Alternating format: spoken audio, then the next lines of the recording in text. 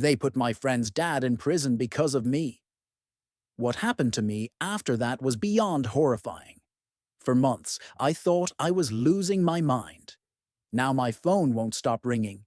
His family, strangers, people I don't even know, all asking the same thing.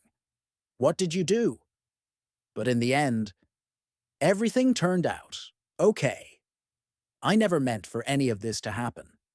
I didn't mean to ruin a man's life. I didn't mean to destroy a friendship that had lasted over a decade. And I definitely didn't mean for my world to spiral into something I wouldn't wish on my worst enemy. It all started the way bad things usually do, with something small, something careless. I was 19, working part-time at a car detailing place, trying to figure out my life. My best friend, Kevin, had been like a brother to me since elementary school. We played video games after school, snuck out during sleepovers, and told each other everything. His dad, Mr. Hartman, was an old-school blue-collar kind of guy. Rough hands, gravel voice. Never really smiled unless he was talking about his old Chevy truck. He wasn't overly affectionate, but he showed up. Every game, every parent night, every time Kevin or I got into trouble, he was the one who pulled us out.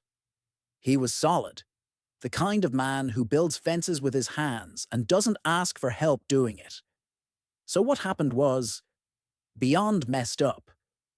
Kevin and I were at this party. Just a typical suburban mess. Too many kids. Too little supervision. Cheap vodka in water bottles. Somewhere between midnight and 2 a.m., someone realized their wallet was gone. Big deal. People lose things at parties all the time, right? Except this guy, older, probably 22 or 23, wasn't just some kid. His dad was rich. He made a huge scene, throwing accusations around like confetti. Someone here took it. I know it. At first, it was funny. Then it turned nasty. He pointed at Kevin and said something like, "Maybe it was you. Heard your old man's a freak. Creeps people out at the job site." Kevin got defensive. "Shut up. You don't know anything."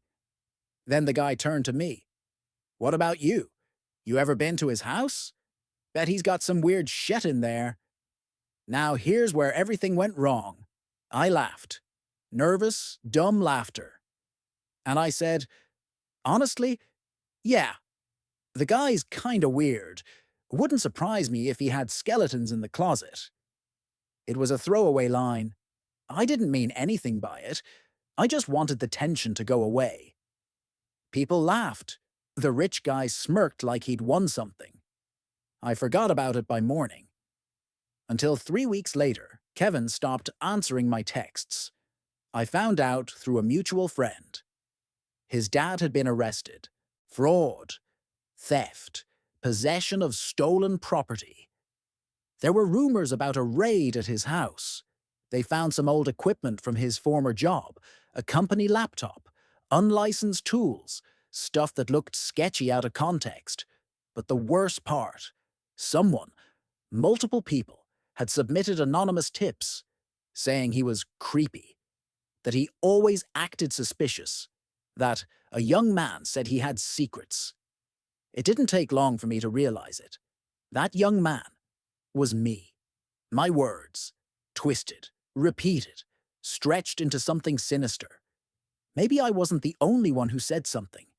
Maybe others filled in the blanks. But I started it. And now Mr. Hartman was going to prison for 2 years. Kevin disappeared from my life like I'd never existed.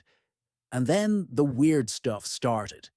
At first, it was just dreams. I'd see Mr. Hartman standing at the edge of my bed, not doing anything, just looking at me, eyes like burned-out headlights. One night, he pointed to my closet and said, "You should check what's hiding in there." I'd wake up drenched in sweat. Then I started seeing things during the day. Shadows where there shouldn't be shadows. Whispers when I was alone. My car alarm going off in the middle of the night. Scratches on my apartment door that I swear weren't there before. People at work said I looked tired, pale. One guy said, "You look like you've seen a ghost." Maybe I had.